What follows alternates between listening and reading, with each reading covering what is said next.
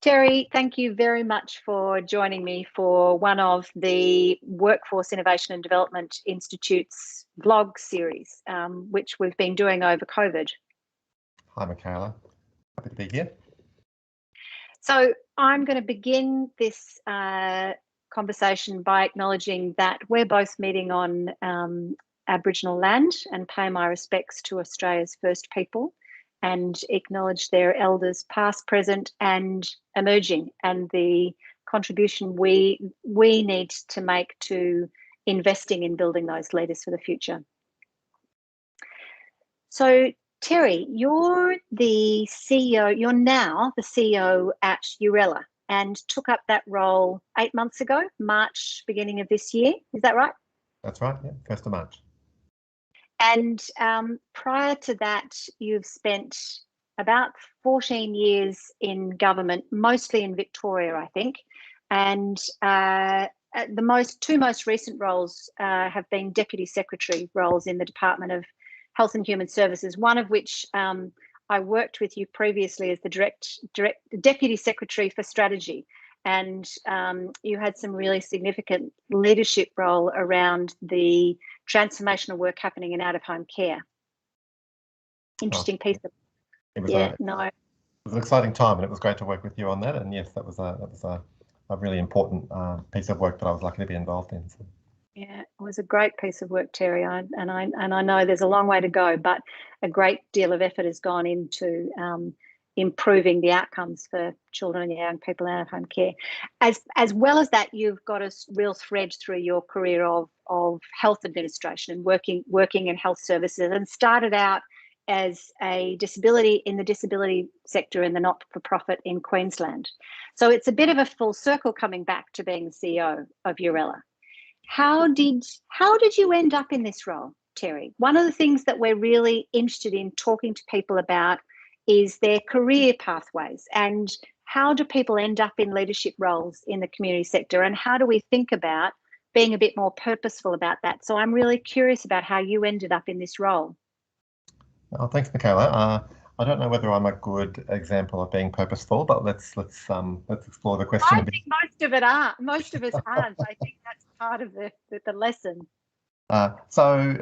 It's helpful to just put it in the context of the journey you've described. So for about 25 years, I've gone really back and forth between government roles and service delivery organisations, initially in non-profit disability sector, and then in health organisations, in Queensland Health in central government roles, and then here at the Royal Melbourne Hospital, then into the Department of Health here. So there's I like to think, I feel very lucky to have had a career that includes going back and forth between the perspectives of service delivery and being close to frontline and talking to people who we serve in services, but then also getting closer to government decisions and that kind of helicopter view of whole sectors like the health sector.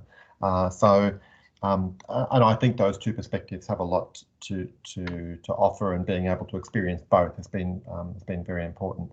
And I guess I'd been a little longer in government this time around than I originally expected, and had been thinking for a little while about what my next move would be. And people had said, "Oh, what about a role in another government department or something?" And I said, "No, look, I'm committed to health and human services. It's an industry where I kind of have a strong connection in terms of values and my experience. So my next move won't be another government move.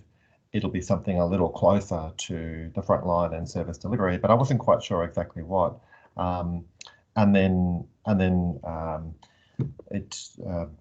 COVID happened last year, as it happened to everybody, and you put all those things aside, and it's all hands on deck, and the first wave, and then second wave, and each time we sort of subsided a bit, I'd kind of think, okay, maybe now's the time to move on. Oh, it's got busy again. And towards the end of last year, as the second wave kind of eased, I thought, well, now might be the chance to think about it. And at that time, this opportunity came up. I didn't seek it out. I was approached about the role, but it just happened to come at a time when I was a bit reflective about what I would do next. I hadn't decided on being a CEO. I hadn't decided necessarily on a return to disability, but it was an opportunity to think about a role a bit closer to the front line. And although being a CEO isn't always close to the front line, but it was closer than I was before. And so I thought about it. I spoke to Shireen, the person who was previously in the role, and spoke to family about it, spoke to friends about it. And the more I thought about it, the more I thought, well, it's got a lot of things that I think I'm looking for at this particular turning point. And I've got to say, I haven't regretted it for a single day since I arrived. I'm having a ball and really enjoying it, and I'm enjoying it much more. I knew I'd love it, but I didn't set out to be a CEO, and I'm enjoying a number of things about it more than I expected to. So yeah. So what are some of the things that you're enjoying? Mm. What is it that's because that's really lovely to hear. It's great to have a job that you enjoy like that. Yeah. So something that's not a surprise is how much I enjoy the direct contact with people with disabilities and their families. So, I've spent half an hour last night on the phone with someone living in one of our group homes who's unhappy with the arrangements, and I'd spoken to him a few weeks before, and it was a follow-up call. Had a meeting last week with a family who are unhappy about their son's access to vaccines and why it had taken so long to get it arranged. I've tried to spend at least one day a week visiting services and by myself, dropping in, meeting with staff, meeting with customers, and they are mostly, delighted to have the chance to talk. I mean, because they're in lockdown, so I'm sure any visitor would be welcome, and I've got a reason to be there, and so, I've got my vaccines and I get my COVID tests every week, and I come wearing PPE, and so, and I've got a good reason to go, which is to see how people are doing in the services, and they're delighted to talk and share their experiences, and that is an absolute privilege. There is nothing, as you know, there is nothing you can get in government or other roles that I like talking to people who have, in some cases, I've met people who've spent, more time getting services from Yooralla than I've been alive, and are incredibly generous and forgiving and constructive in sharing their feedback, and you just leave, like feeling, what an honour it is to have those conversations and get that kind of feedback. So I love that.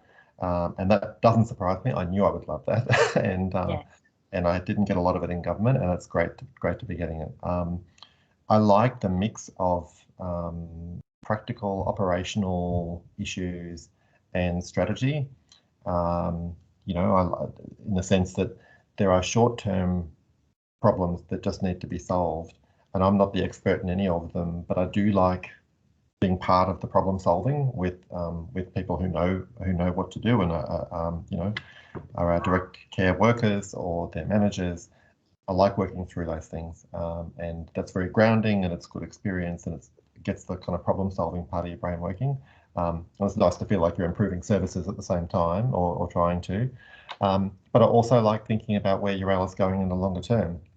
And Yooralla's, it's got a history of over 100 years, and there's a number of organisations around with that kind of history, but you do feel like you're the steward of a long-term enterprise with families and community, and I'll be here for a relatively brief time in the scheme of Yooralla's history, but I like thinking about where Yooralla might want to go and getting feedback from people about where they think it should go in the longer term, and what we've got to do to help it kind of achieve that. That also is a real privilege and really enjoyable, and they activate different parts of your brain, but they're all really exciting conversations. And in this job, you get to do one in the morning and one in the afternoon, and it's and a different one at night time. So it's kind of it's very exciting in that regard. So. It's great, Terry, and it's really good to hear you be so inspired and energised by it. It is I hear what you're saying. It is a real privilege, but it does ignite different parts of your brain, and it's a great to have somebody in the role who has the energy that you do for it. One last question. I'm curious about, given all of what you've said and when you started the role, what have you've started in a very difficult, I mean, there's a whole bunch of people now who've started new jobs during the impact of COVID on organisations and how we work together and how do we get to know people and And it is a privilege to be able to go out and see people face to face. It's fantastic that you're doing that, because it will be having an enormous impact on those people's lives. But it's not easy to do that. So what have you noticed about how Yooralla or organisations, what's it like starting a job in this time? Yeah, I'm lucky that when I started on the 1st of March, restrictions were almost exactly at that point starting to ease, and I was able to work full time in the office for a month or 6 weeks every single day, and watch and encourage people to come back to the office and be part of teams. And it was lovely to be there at the time when teams were reconnecting physically. Yeah. And it reminded me of something that you and I have talked about before, which is, that you build trust and kind of capital in teams when you're connecting physically, and you're kind of drawing down on that through online Yes. transactions that are very brief and a bit more kind of structured. And it's the physical presence in the office when you get to do some of the unstructured but real trust building, relationship building kind of I don't want to call it work, but it's that's when relationships are really strengthened and built. So I was lucky to have that time, and I'm looking forward to that time coming again soon. So from my point of view, I think that's been lucky. I think as well the visits to services has been incredibly important, and as I say, finding a COVID safe way to do that and get that connection has made a real difference, because then it means when I meet those managers or staff online in forums, in large staff forums, for example, or open forums we have with customers and families, because I've met some of them physically, you can turn a brief kind of box in the corner of your screen into something a bit more meaningful. So yeah, I feel like I've been very lucky actually, compared to some others who started during the worst of times last year, for example, or right now. Yeah, well, it also sounds like you've taken very good advantage of that, Terry. So good luck with the next. Let's hope we get to the next wave of opening up and being able to build on that bank of trust again, and rebuild those relationships a bit more. So thank you very much for your time this afternoon, Terry. Oh, thank you, Micaela. I look forward to meeting you in person again soon. So Yes, that will be good. great.